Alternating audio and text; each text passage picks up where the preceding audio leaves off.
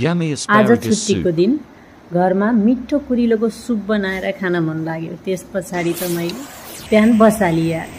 PAN थोरै के तातेको थियो, मलाई तेल राख्न हतार भइहाल्यो। त्यसपछि मैले ओलिभ ओइल राखेँ र तेल थोरै तात्ने बित्तिकै फेरि मैले त्यसमा लसुन अदुवाको स्लाइस चप राखेँ।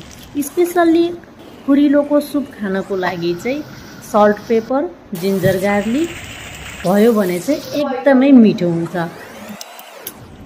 कुरिलो हलुका ब्राउन कलरको देखिएपछि त्यसमा हामीले आवश्यकता अनुसारको नुन, बेसार, जिरा धनियाको पाउडर, किचन किङ पाउडर, गरम मसला तपाईसँग घरमा नै उपलब्ध हुने सबै किसिमका मसलाहरू राख्न सक्नुहुनेछ। र तपाईलाई पिरो मन पर्छ भने थोरै चिली फ्लेक्स पनि राख्न सक्नुहुन्छ। याद गर्नुहोला यसमा चाहिँ तपाईले ब्ल्याक पेपर राख्न नबिर्सनुहोला। यदि तपाईसँग व्हाइट पेपर छ भने त्यो पनि राख्न सक्नुहुनेछ।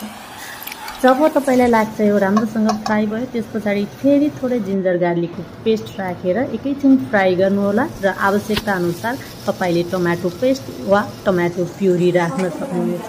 केही बेर पकाएपछि फेरि त्यसमा आवश्यकता अनुसार पानी राख्नुहोस् र मज्जाले पानीसँगै कुरिलोलाई पकाउनुहोस्।